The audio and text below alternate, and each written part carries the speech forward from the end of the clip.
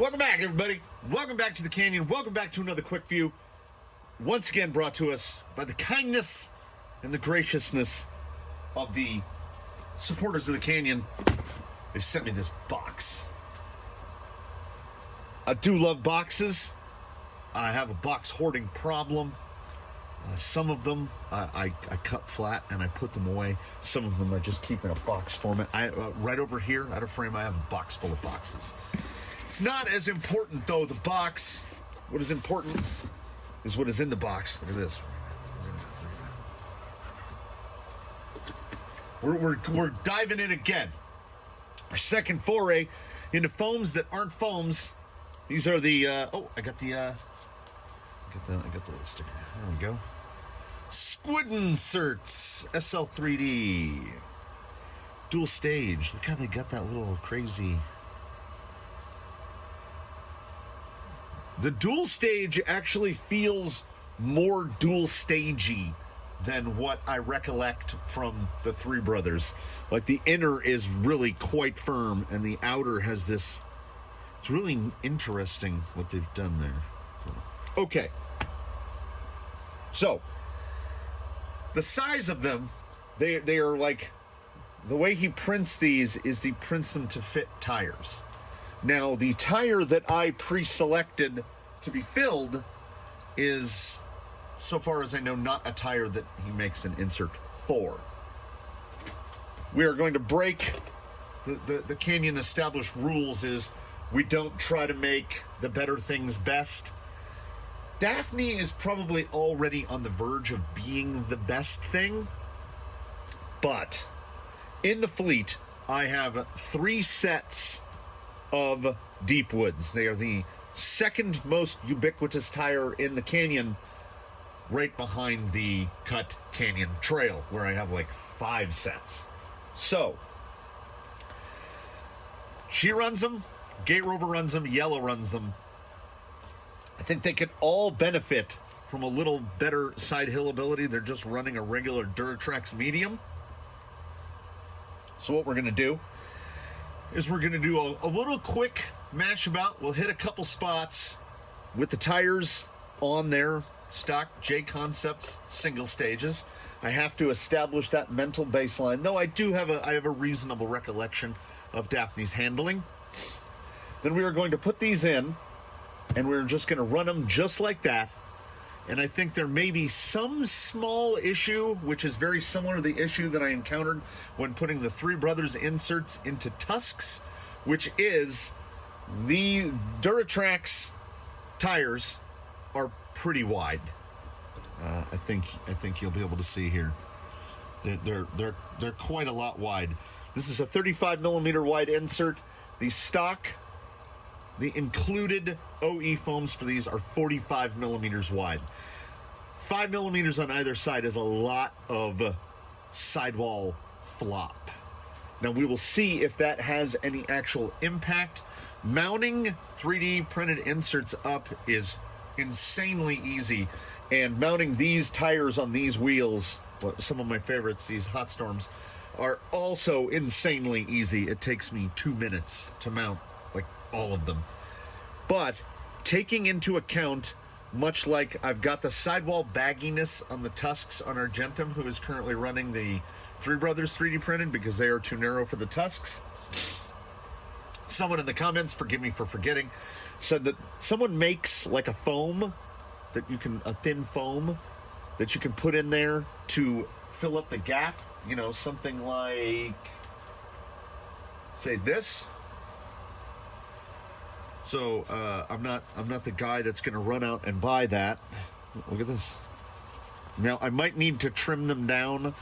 They're a little bigger than the foam. I might trim them down to like right around there. But I have things like lathes around here, and I have sharp implements, so I made a couple. These are Traxxas foams. These are almost precisely 7 millimeters thick. I was pretty consistent in my cutting of them. I didn't mark any of them. That's not the type of thing I do. They're like super staticky. They want to like jump apart. It's a crazy thing. So what we're going to do first, though, baseline, I'm going to mount these. Then we're going to do the exact same runs on these. and we're going to see what the sidewall behavior is, because, I mean, you can see how it's got a lot of rim protection with how much they hang out, right? So if I feel like there's too much bag in the sidewall and like the tire is folding over because the insert isn't filling it well enough, we're going to bring it back in. I'm going to pull the wheels off. We're going to slap these guys, one on either side. And like I say, I will probably have to trim them down. Maybe. I don't know, maybe. And then we'll try them like that, because that is far closer to what we have right there. So that's the plan. And you might be asking yourself, but why so many? Well, this is the test, right? We're going to test these, and then we're going to test these and these. And provided that it is provided that it is a viable thing, I will have to do the same with the tusks up there with the Three Brothers and mount these in there and take off the sidewall bagging in him. So there is a possibility that this episode can go a little, that's how we do around here. We're going to do the test, and then the test, and then the test, and we'll see where we go from there. So for that, let's find out how wet it is from the rain last night. Deep woods love muck. Let's take Daphne and the deep woods out, and then we'll begin the switcheroos. Regulars of the channel will be familiar with Daphne the Sport.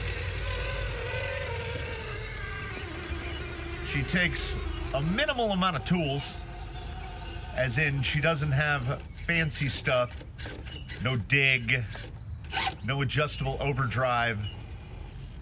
She's got like replaced parts to replace the OE parts. Like she's got a bunch of STRC aluminum, which doesn't really impact performance all that much. This is why this is called Daphne's other line, because Daphne will just come up here and murder it, especially when it's got all the dust washed off from a recent rain. So Daphne has got more low-speed control than anyone could ever possibly desire. She has a drag brake that is definitively electronic anchor status. She can stop in any position and hold it there. The deep woods have been on her for whatever reason, them being one of the cheapest aftermarket tires you can buy. They have been consistently remarkable since she was built.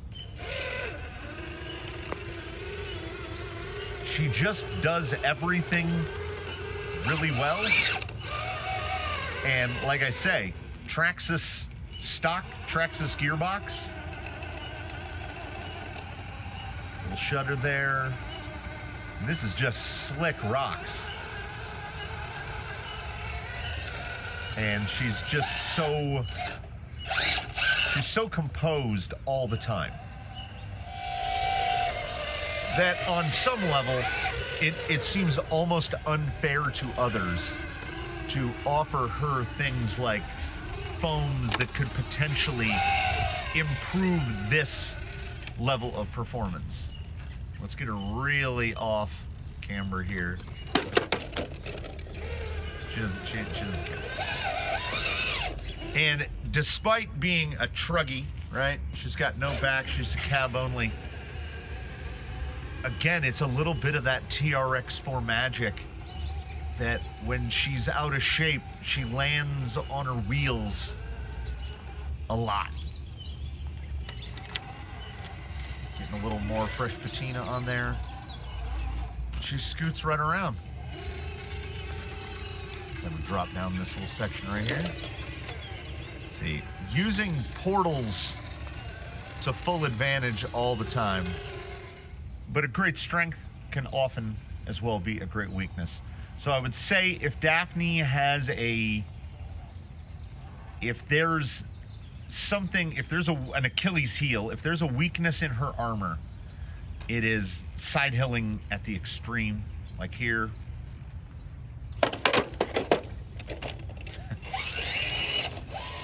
I thought that was actually a pretty good entry too.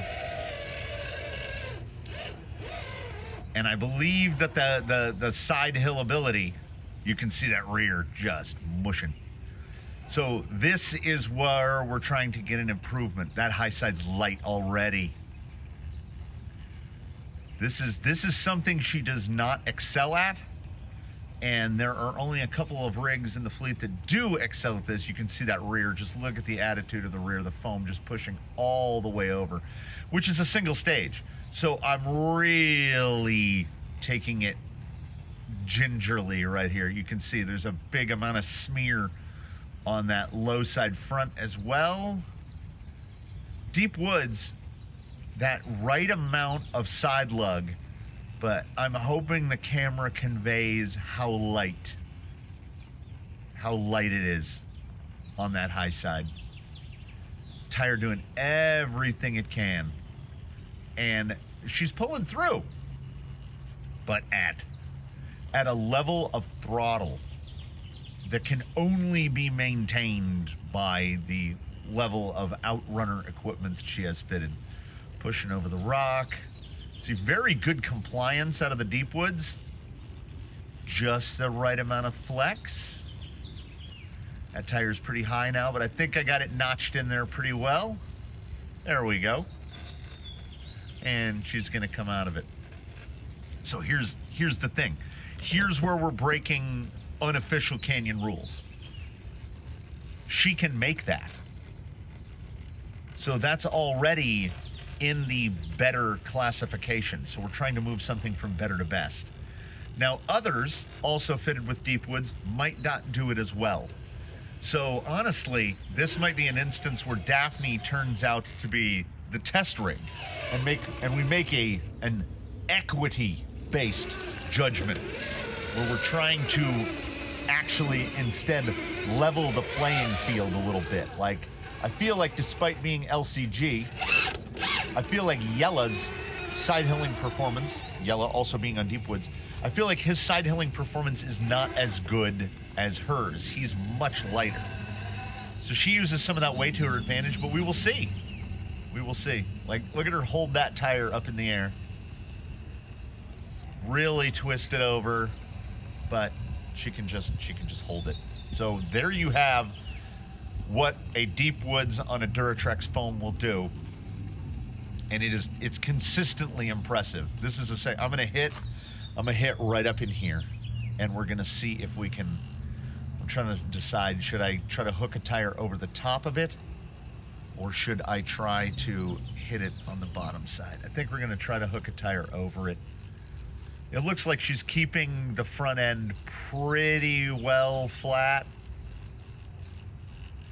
It's gonna really pop right here though. No, I didn't get in right. Nope.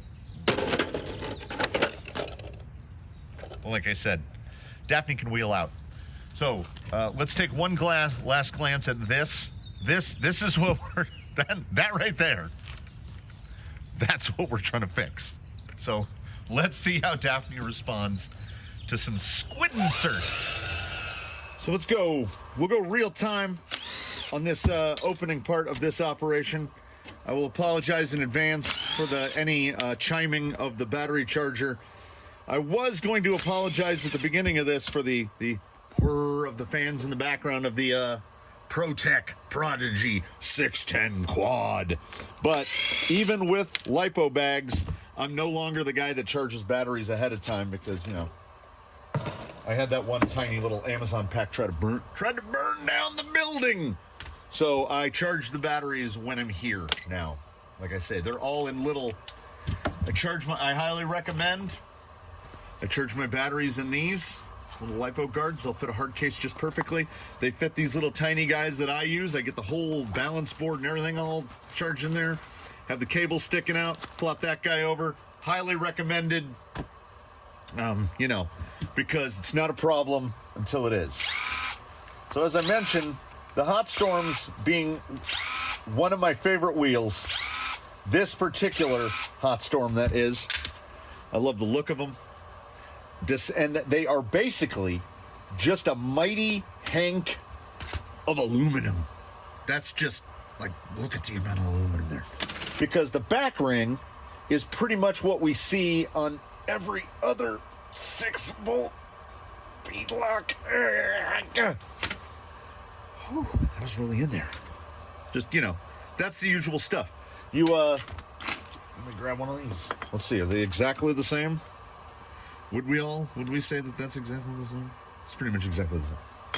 So, what's crazy about these wheels is they get me right to that weight point that I want to be at. But, the beadlock ring is plastic. Now, it is the same size beadlock ring as what comes in a typical, like it's the guy. You could theoretically swap this out for this, but it would put it over the weight limit for where I like to be. I like to be right in that like 200 gram per corner range. These Deepwoods have not been unmounted since they were mounted. Get a little pinch in there. Very, like, look how much the foam has shaped over to the tire. So that's a thing that's tough to overcome. The bar is pretty high as that foam and this, look how hard it is to get a 3D printed insert in. These foams and these tires, they work together and they have been trained together. But like I say, especially working with a 3D printed and then working with a foam that is skinnier than the tire, that might be, if there's going to be an issue, it's going to be that. Now, because the insert is a little narrower than the tire, the bead has a tendency to fall down into the lock ring. We kind of gotta masseuse it in there. So it feels very baggy. Oh, I need a wheel. Always keep a baked off plastic wheel around, because then you can do that, and it gives you something to press against without pushing the beadlock apart. So this might be there might be a cut here, because sometimes getting this back in here, it's just an episode of fiddling it. I'm trying to get it to go. Minimal cuts for maximum truth. I've made it known in the past, and I will say it outward and actively. I like as few cuts in a work scene or a test scene as possible. If I'm running a section of an obstacle, I don't want to see it cut up, because I want to see what stuff is doing. I want to see it in what is the equivalent of real time. If you're programming a speed control or you're setting something up electronically, please don't cut away. I am a big believer in the intuitiveness of a product. I think things should work. And you see how difficult, even a tire that was completely trained to a foam, we just pop it together. Now see, if anything's going to be a problem, there's just nothing out there. But you know what we're going to do? We're going to mount up the rest of them, and then we're going to go out there and we are going to find out. Sometimes, whether you like it or not, you get to a point where you begin to question all of your decisions. It was over 20 minutes to get these mounted, because I guess they had memorized their positions so much that they didn't want to go back together. Now, as I said, my initial worry was like, there's quite a bit of smoosh, and it's not just the smoosh. This has nothing to do with the insert, and this might have everything to do with the interface between the insert and the tire, which is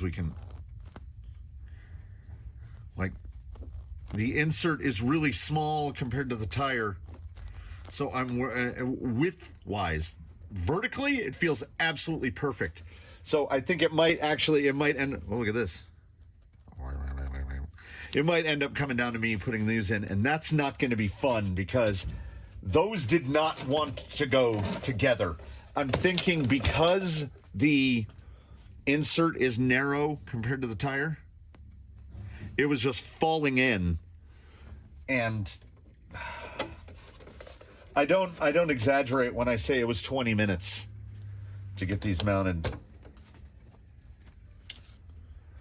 Hey, look at that. We chose correctly. But let us now bolt everything back on. This is one of those instances where we must absolutely discount bench feel, because will that side-to-side floppiness, will that actually manifest itself on the rocks?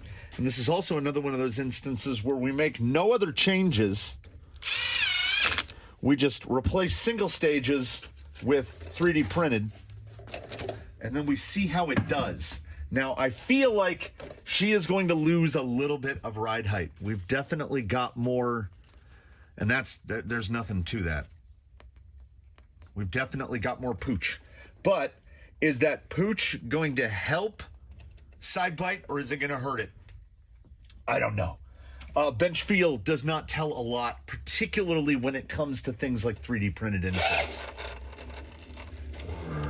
She's ready to go. Look at that front tire.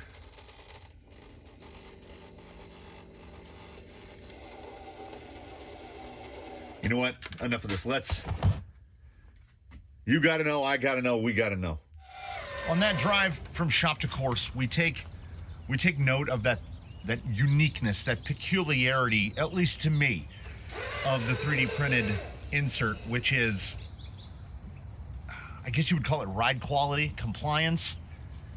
The rig looks so much more stable and planted over uneven ground because the non-foam is able to comply with the surface that much more easily.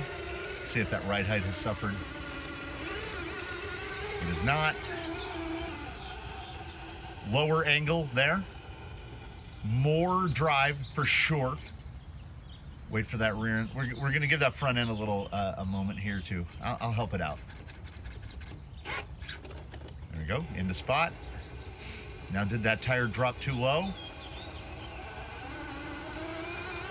You see that rear back there, but there it is. Okay, so not as clean of an entry, I would say, as I did with the foam. Yeah, see, look at that compliance coming down. There's, like, I think the unheralded advantage to the anti-foam above everything else, you would think side hilling would be it.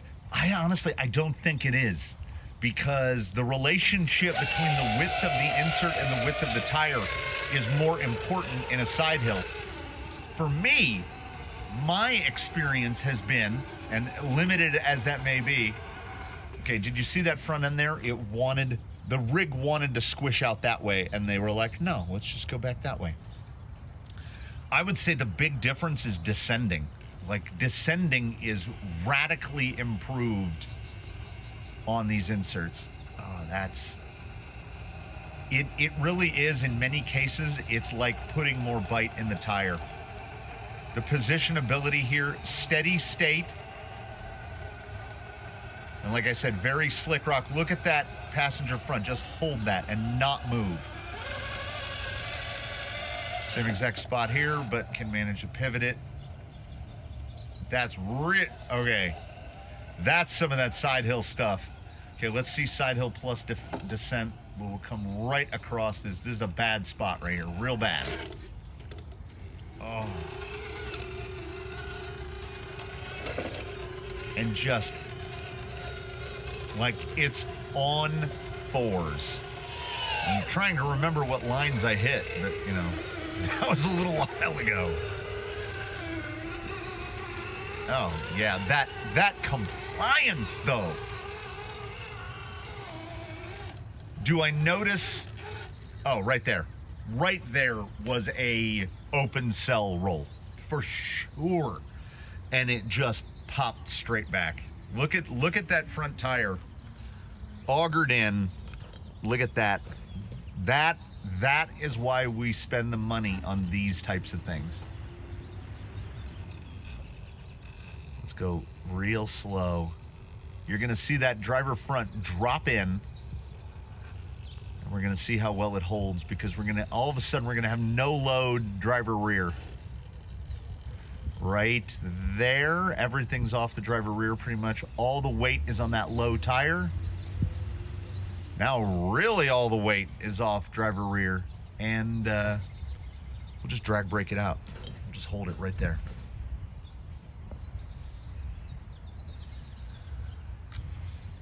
Once again, I mean, I'm not the one, I would never say that the 3D printed foam isn't the future. The non-foam, the 3D printed insert. Because I genuinely, I think it is. Particularly with brands like this, with SL3D, where they're making you a foam to fit what you've got. The foams are pretty tire specific. I continue to call them foams. I'm going to make an effort to refer to them as inserts.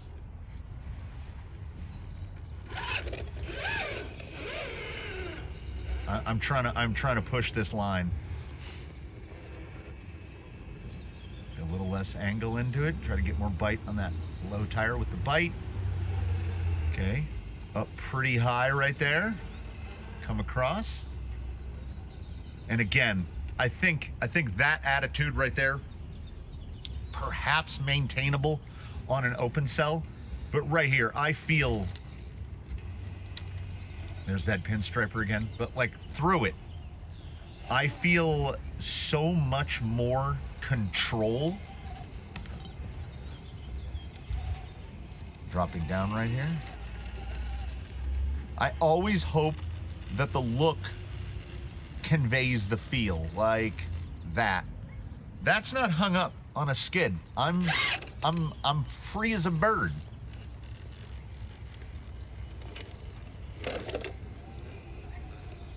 Look at that tire.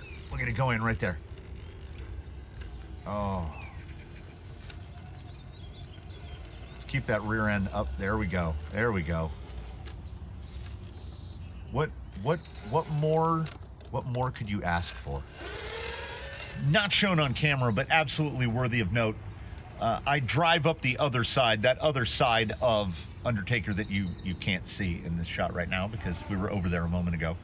I drive straight up that side to get this position, to get the lean in, the lead in for this side hill attempt. And it went up it with so much more, God, I am searching the mental thesaurus for a word to adequately describe how much more composed it was across there. So we rolled out right here. That's the exact spot that we rolled out. And I'm now drag braking and talking about it. Look at that rear touch back down. Okay, how much steer angle can I put into it before we cut out?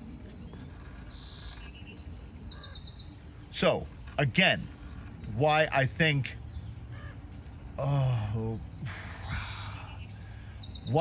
bench feel is out the window, particularly with these. Okay, this is long past roll point right here. Should have rolled.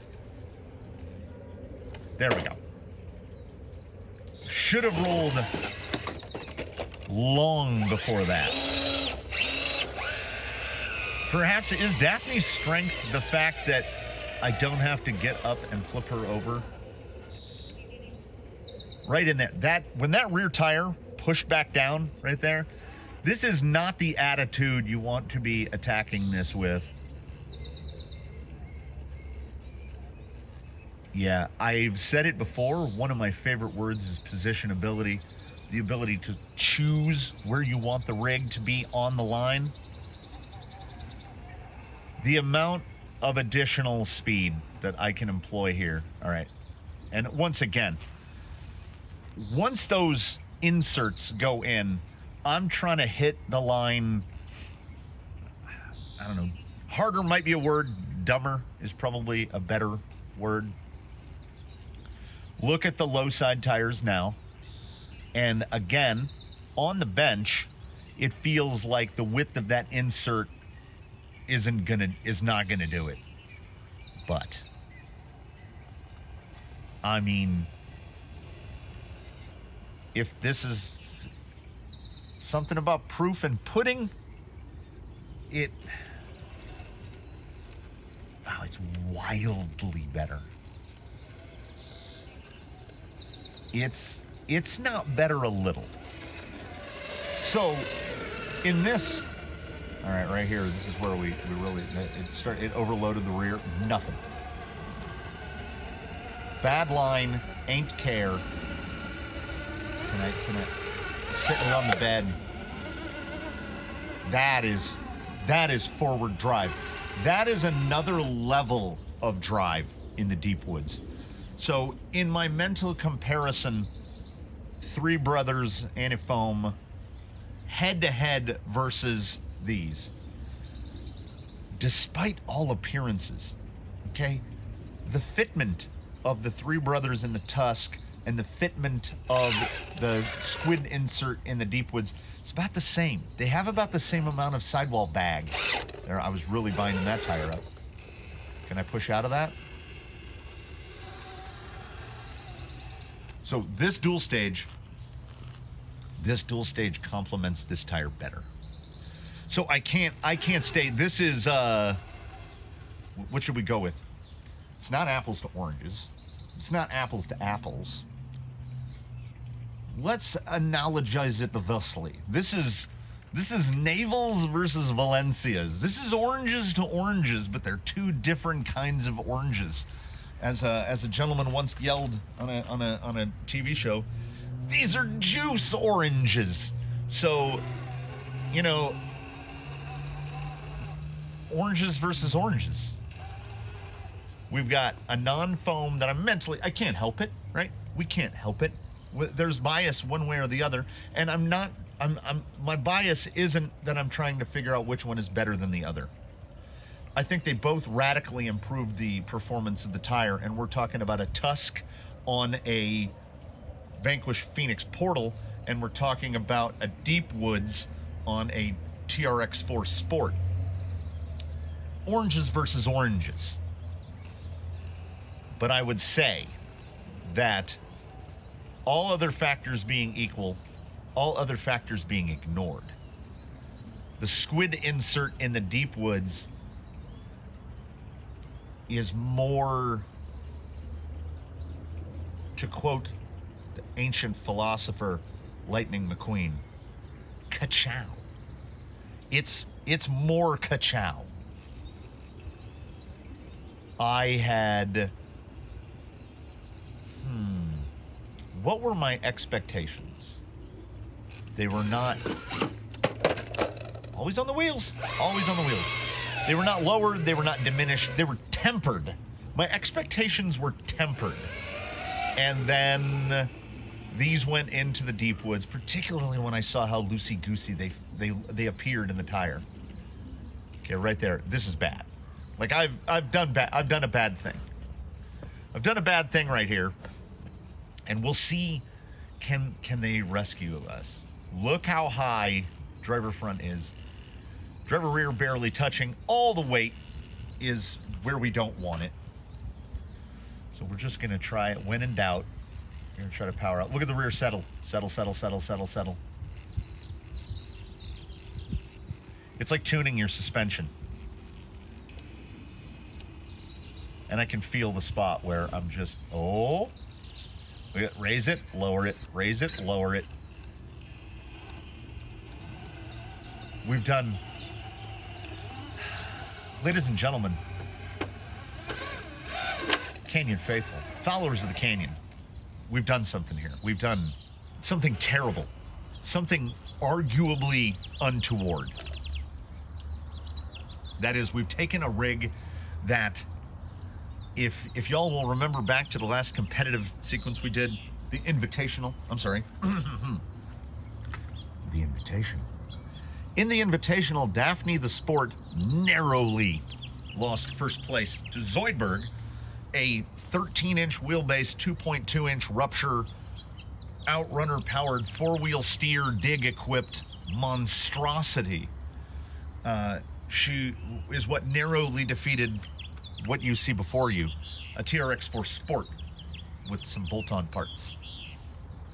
Because Daphne is deceptive on every level, and she is constantly in the hunt for winning everything, from side hilling to forward drive to everything else. And what we've done is we've given her weapons. We gave her tools. Watch, look at, and she's never out of shape. Daphne doesn't get out of shape.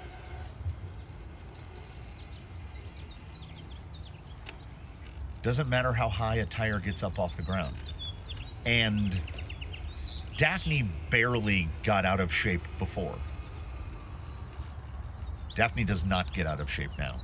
What we've done, as I said, is untoward. We have done something to the entire rest of the Canyon fleet, which is now,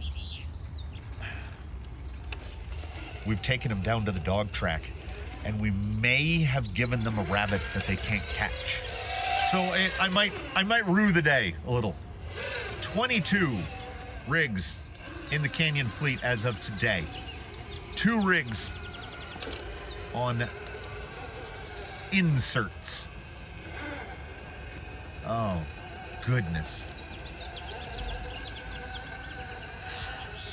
What has been done here? It's patently unfair. Which brings us to here. The combination. This is a 3-headed Hydra. This is the wrap up. This is the wind down, and this is the bring down. I'm going to wrap this up. I'm going to wind down the telling of this tale, and I'm going to bring you all down at the same time. To borrow a phrasing from video games, and it translates every bit as well to RC cars, RC crawlers, RC cars particularly, in the racing world, borrowing from video game nomenclature, power creep. Power creep's super common in video games in which you're doing the same thing over and over again. Look, you're fighting a boss, but instead of this boss having 1,000,000 health, he's got 1,000,000,000 health. So you get a weapon that does 1,000,000,000 damage instead of 1,000,000 damage, but you're just doing the same thing, right? So to get to that boss, power creep. You need to get the bigger weapons to get to the bigger bosses, to get to the bigger weapons, to get to the bigger bosses. But you're not doing anything different. Power creep enters RC the same way. There will be some sort of game-changing equipment or technology that if you do not embrace that game-changing equipment or technology, you're going to get left behind. In regular, air quotes, wait, can I get them out in the shadows? Nope.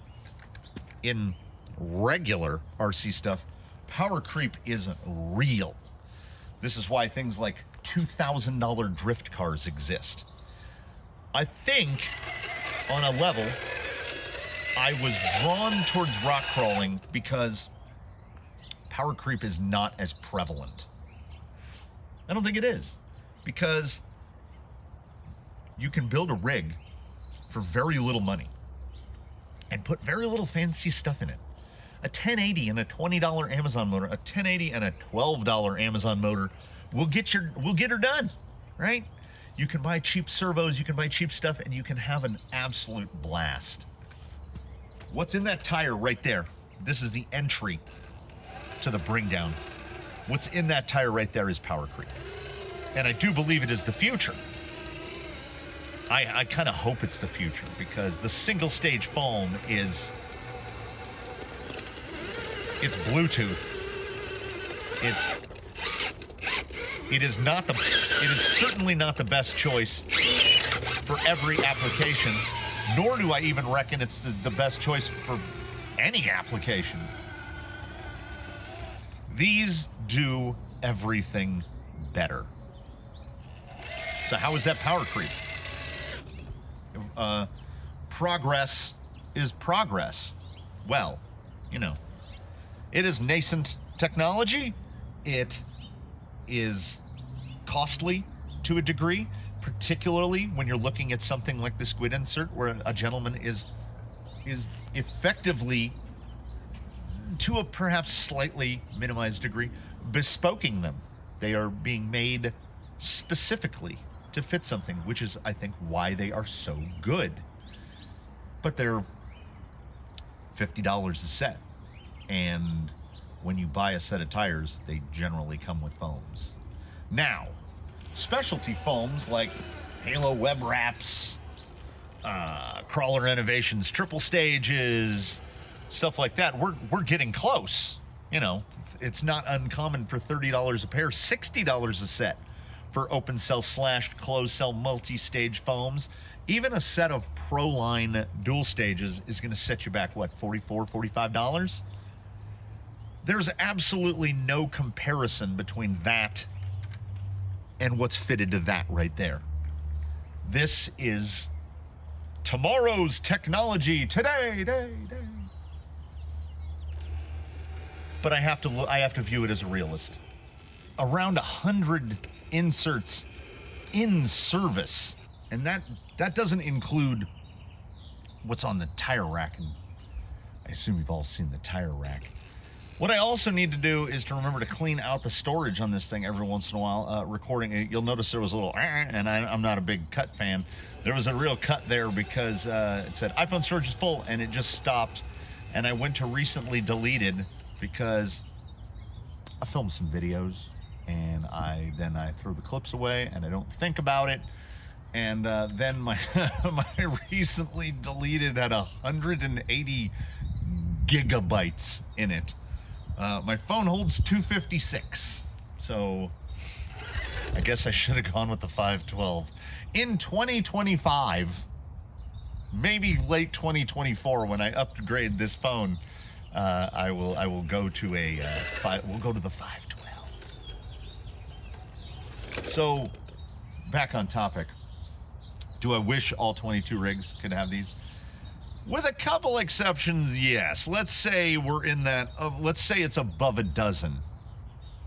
That's like $700 worth of inserts. And I blow a lot of money on worthless crap. But $700 worth of inserts is, that's a commitment. I'm trying to get that passenger rear to bite up right here.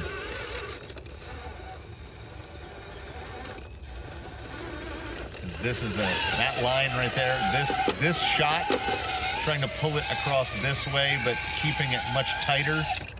Very difficult even for these. Oh, how about this? This is a section that people have to bump. I don't think she's gonna have to bump. No, not even, that was a non-issue. So,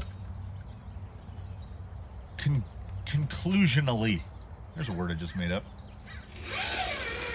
In conclusion, would I recommend these? Yeah. Particularly if you're sane. If you own 2-3 crawlers, just get some. You know, get some. I am still a grand proponent of the double bun. I really am. Because you do your Amazon shopping right. A full set is $20, $22. And they're great. They're really good. Are they this good? No.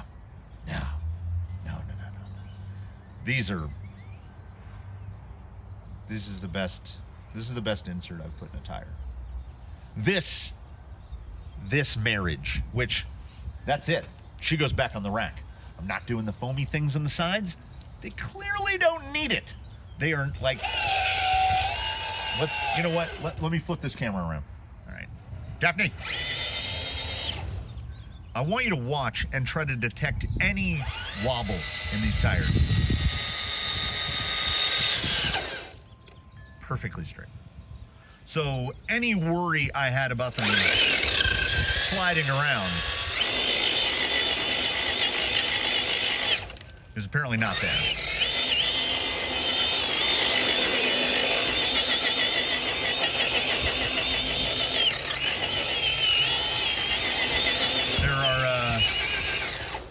There are no drawbacks. Unless you're as miserly as I trend to be. But at the same time, the Canyon will see at minimum at the bare minimum, one more set of these. I am going to contact the gentleman that makes the SL3D. I'm going to contact SL3D shortly after the recording of this video is complete, and I am going to get another set for another pair of deep woods, and Yella will be the recipient of those. I have no complaints. Even at the price, and I am cheap. Much as it pains me to put an insert that costs more than the tires into the inserts, this is an instance where I think it's worth it. And you might notice that is in somewhat, not stark contrast, but is in a relative contrast to my feelings at the closing of the Three Brothers inserts. These did to me what a short list of tires and inserts have done. Halo web wraps in the trail specs. Much more recently, the RC four-wheel drive Baja Claw TTCs. I would put these above those. I would put these as, again, to bring that quote back in closing, as we thank you all for watching, and we invite you to comment below. And we hope with great sincerity that you come back to see whatever it is next. We will close this one by saying, how do the squid inserts feel in these deep woods? In Daphne the Sport, who is now just unfair to everyone else involved? I think in parting, we will summarize it by simply saying, ka-chow.